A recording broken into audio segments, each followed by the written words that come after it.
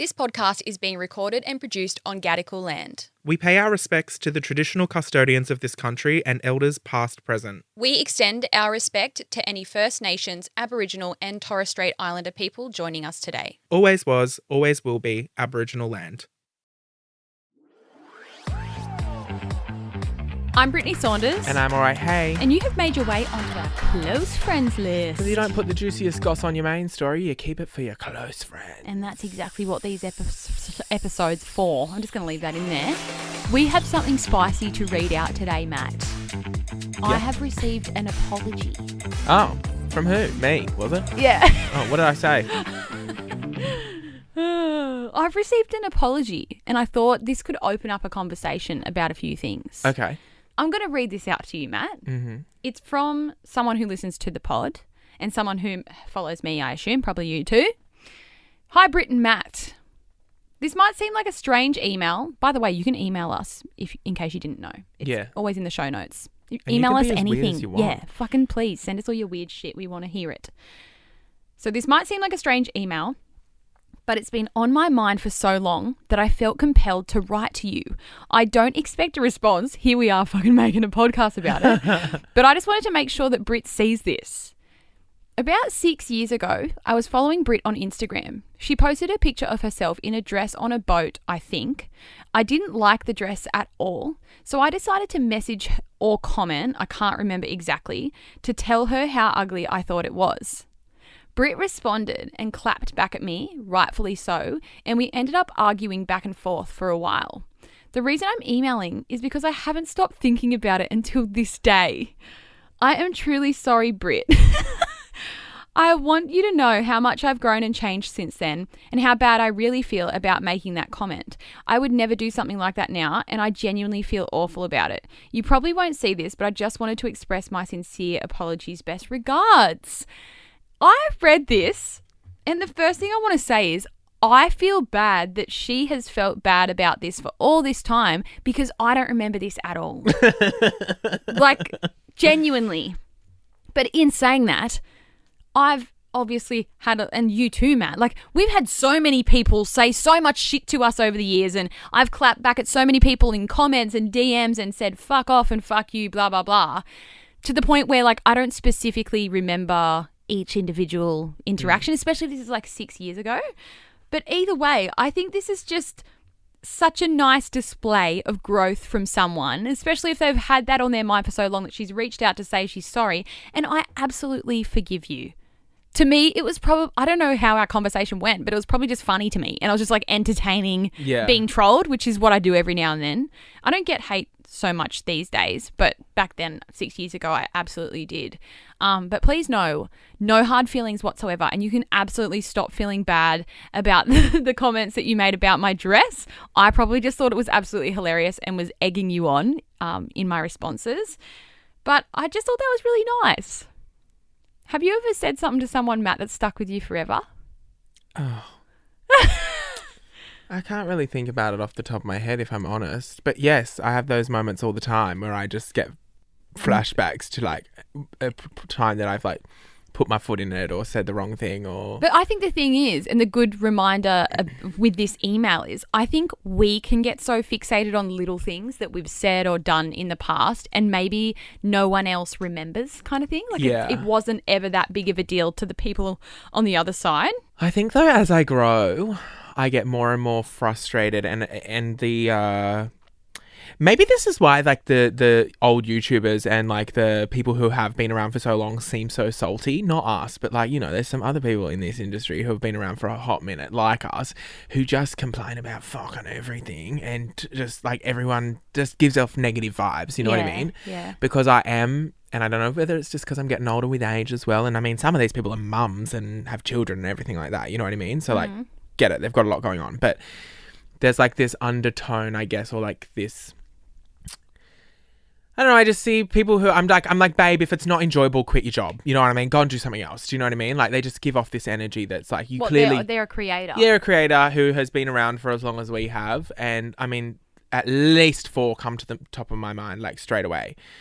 And I think like they clap back so quickly at people who come at them for whatever. And then that just, I mean, also though, there are some people who like feed off that and like that drives their engagement. So they just complain about that sort of stuff. But anyway, the point is like, what I'm trying to say is as I get older and as I am on social media for longer and longer, the more I just want to go fucking ham and reply to people who do comment on my things. Like, I think like 10 years ago, if someone left me a hate comment, I'd just like try and I think I'd almost people please and like go back and be like, I'm so sorry you feel that way.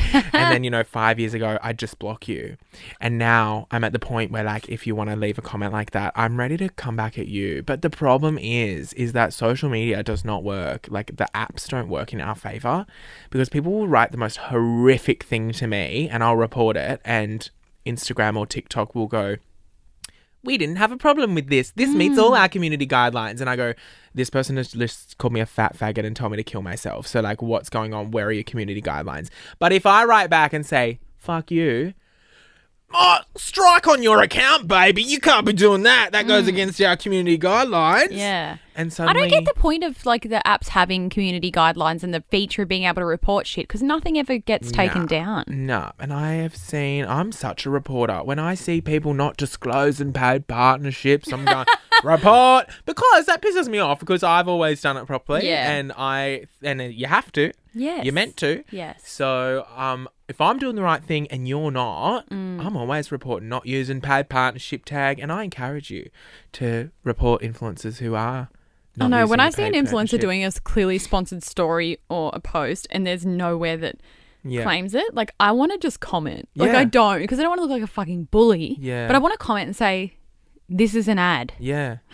Yeah. Put paid partnership, the brand thing on it. It's not hard. Everyone knows. Everyone knows. They're not dumb. No. There's a thing. I think they think that People are dumb. people are dumb, and our audiences are so much smarter than like people give them credit for. I do a lot of like brand panels, which I don't really like put on social media because they're kind of boring, but a lot of the time I get paid to go and talk in front of like a marketing conference or like an industry sort of thing, and I'll go and like talk and people can ask questions, and I sit on stage and I just tell them how to work with influencers and creators because I've been doing it for so long.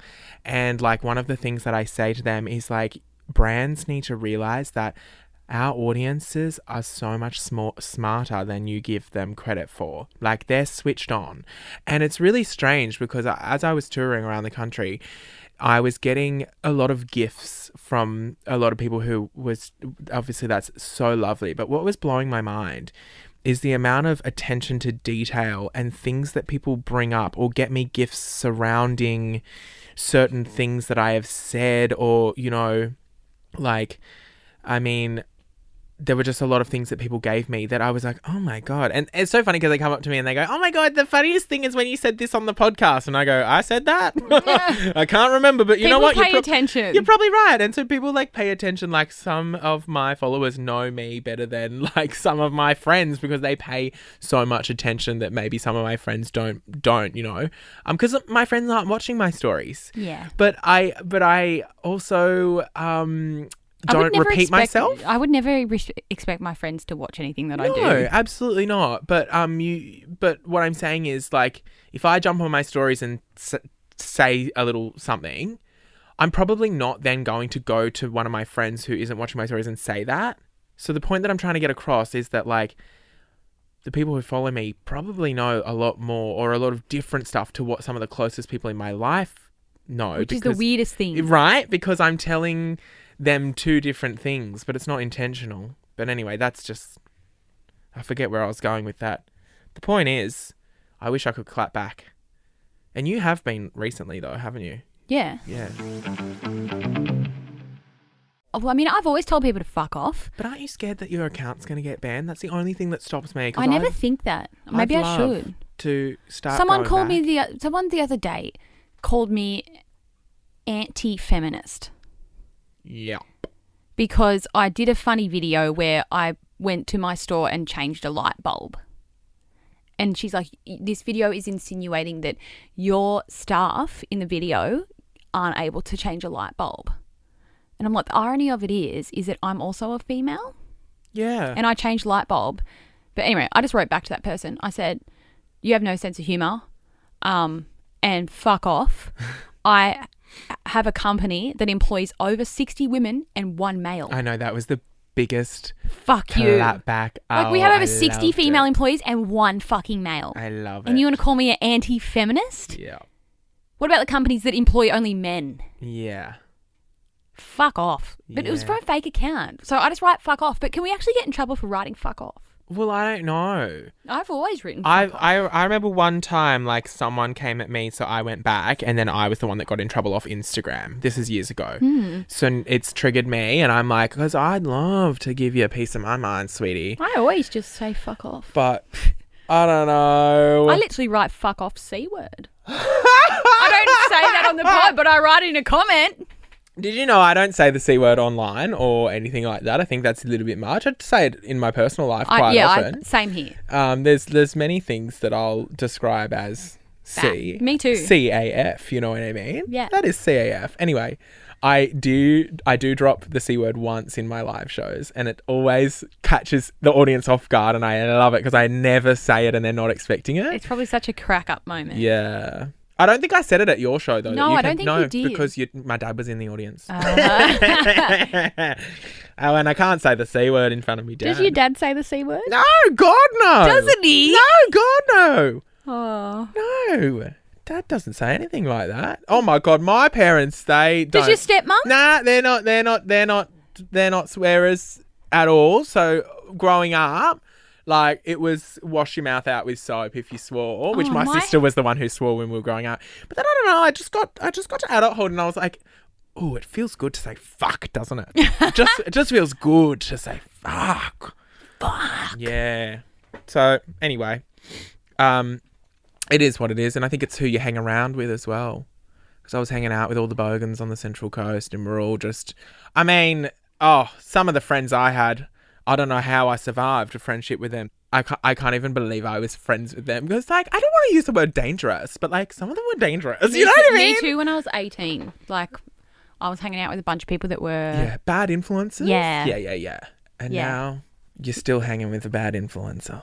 Me. You. Well, what do you have to say to wrap this up about the girl that sent the email apologising? Well, I think that's nice for her. I think it's good. I have said it once and I'll say it again that I think people can grow and change, and we should be growing and changing. Remember how everyone used to comment on your fucking photos and stuff and be like, you've changed. I know. That used to be like a hate comment that I would get. Like, yeah, what the fuck? You want me to stay the same? Yeah. We all fucking change. And if you're not changing, that's actually more embarrassing in my opinion. Yeah, if I was still acting like a fucking... I still feel like I do act like a 17-year-old sometimes. Oh, in my mind, I'm 23 for the rest of my life. Like, sorry. It's good to change. But yeah, it is good to change. And I think that growth this is why I've said I can never like cancel someone for something that they did 10, 15 years ago. That's never going to slide for me. I'm like, I'll cancel you for your behavior today or yesterday or, you know, when you should have known better. But like 10, 15 years ago, come on, we were all doing stuff that was not right. Some of us weren't doing really, really intense things. I know I'm safe from a lot of stuff because I never did a lot of that sort of stuff. But, you know, there are some things that I did 10, 15 years ago that would probably get me cancelled. And thank God. Remember in the other episode you were saying, how good is it that everyone's got their cameras out filming everything that happens? Well, maybe sometimes I'm glad there weren't cameras back when I was in high school and things like that because... God, having to watch that back. And just even the things like my haircut at the time in year 7 was fucking rogue. Like, I don't want to look back on that sort of stuff. But I think it's nice of her to have written that to you. You are completely forgiven if you're listening to this episode. I just think it's funny that you literally haven't given that a second thought. No, and that's the thing. Like, I think we say things in life, we can get caught up on them and be like, oh, fuck. Like, you worry about something like that. Yeah. Whereas to me, girl, that was just another stupid interaction on Instagram that, don't have so often now. I did the other day with that person that called me anti-feminist. But it's just another interaction on social media with maybe someone that I thought was a bit silly. It's so fine, and I hope you can sleep better now. And you don't have to think about it ever You're again. forgiven. You're forgiven. Well, as long as you've rated us 5 stars and Yeah, obviously, yeah. you know, done all your due diligence over here. Yeah. Then you're forgiven. Then you're forgiven. You'll have to comment on every photo of Brittney's for the rest of her life. Make sure you like, share to your story, all the rest of it. Buy at least $10,000 worth of fake clothing a year. Then you'll be forgiven. Then you'll be forgiven, okay? All right. Anyway, I think it's time for us to wrap this shit up and go back to our fabulous, fabulous Friday. What have you got on for the rest of the day? Just driving back to Newey as usual, you know? You know, I want to carpool with you. I know. think That would be so much more fun. I reckon by the time we got here, we'd be like hyped even more. No. Also, you still haven't brought the Fate-mobile down. So I what know. can you just give us a quick 1-minute update on the Fate-mobile? Because you were like, I'm going to have it. We're going to do all these fabulous things. We're going to be in Bondi giving out free products. We're going to be being doing fucking this. busy. It's just Where one of those is the things. Fate-mobile? It's at the warehouse. It lives there. But we are organising soon. One Saturday, AJ and I want to do like a Saturday morning local delivery. So anyone that ordered the night before and they live like within a certain like proximity in Newcastle, and we're going to make a piece of content out of it. But we're going to like take the Fate-mobile around, hand deliver things to people's doors, and maybe give out some like goodies or little bunches of flowers or something. Nice. I thought that's a little cute thing that we can do. Yeah. But in business, we just have all these ideas and fucking not enough time in the day to get them done, even though we're doing a lot of things already. It's just never ending. Stunning. Yeah. There's your little Fate-mobile update. All right. Well, I am going to love you and leave you. Closing words, please. What do you want to say? See you next week. See you next Tuesday. Oh, see you next Tuesday, See baby. you next Tuesday. We need to start saying that at the end of every close friend. See you next see you Tuesday, next you bunch Tuesday. of... See you next Tuesday. Oh!